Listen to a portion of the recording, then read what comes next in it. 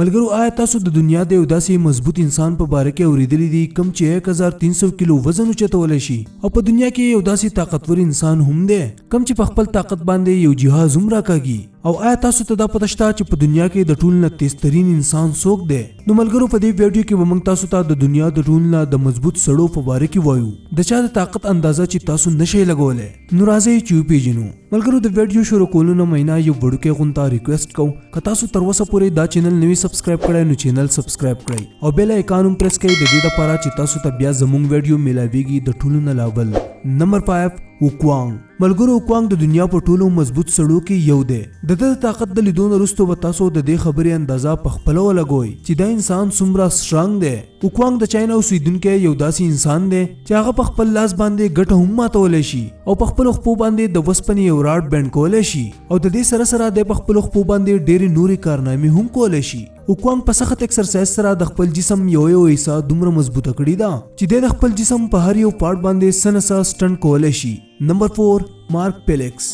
ملګرو د پیلکس عمر 56 کاله دی او پیلکس د یو کې اوسیدونکی دی. د مارک پیلکس لاسونه د دنیا د ټولو نه زیات طاقتور لاسونه منلی کیږي. دی په خپلو لاسونو باندې د هارډ میټل نه جوړ هر یو شیز کږولی شي او ملګرو موږ ټولو ته دا پته ده که موږ یو مڼه په خپلو لاسونو کې واغسته او د هغې د ماتولو کوشش وکړو نو هغه مڼه به موږ په خپل لاس باندې هیڅکله ماته نه کړو ولې چې د یو ایپل د ماتولو دپاره ډېر زیات د طاقت ضرورت وي. اوس د دې ایپل د ماتولو ډېر شی خلک ټرای کوي خو د هېچ چا نه هم دا مڼه نه ماتیږي او بیا فاینلي پیر راځي د مارک پیلکس او دی دا مڼه په خپل موټي کې بنده کړي او دا ټوکړي ټوکړي کړي او د دې سره سره د ده نوم خو د غټ غټ پول 1.27 سیکنډه پورې د ودرولو ورلډ ریکارډ هم د پیلکس په نوم باندې دی.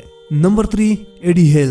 ایډي د دنیا په ټولو مضبوطو سړو کې یو دی کوم چې یو فایټر پلین په خپلو لاسونو باندې راښکولی شي.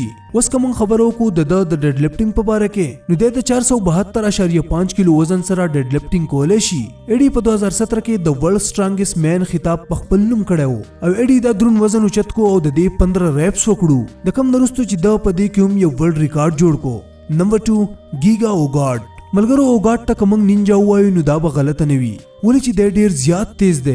دی که په خپل سپیډ سره څوک ووایي هم خو مخامخ والا کس ته پته نه لګي چې د هغه سره څه وشو او د ده د باډي د یو پرفیکټ شیپ ته لیدو نه وروسته داسې ښکارېږي چې بایي دی هېڅوک هم نشي هراولی. اوګاډ په تلواربازۍ کې هم ماسټر کړی دی او دی په دنیا کې د فاسټسټ ایسټر پرفارم کولو دپاره پیژندی کیږي. نمبر 1 هیپر جولیس باجورنسن.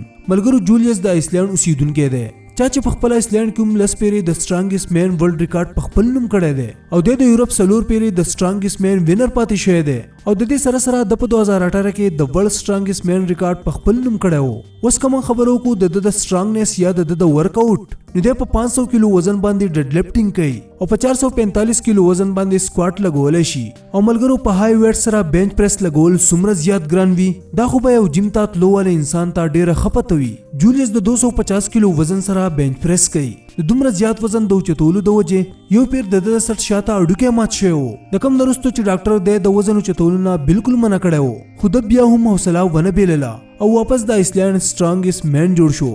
ملګرو که دا ویډیو ستاسو خوښ شوي نو ویډیو خامخا لایک کړئ د خپلو ملګرو سره یې شیر هم کړئ او د داسې نورو انټرسټینګ ویډیوګانو کتلو دپاره دا چینل خامخا سبسکرایب کړئ. جزاک الله.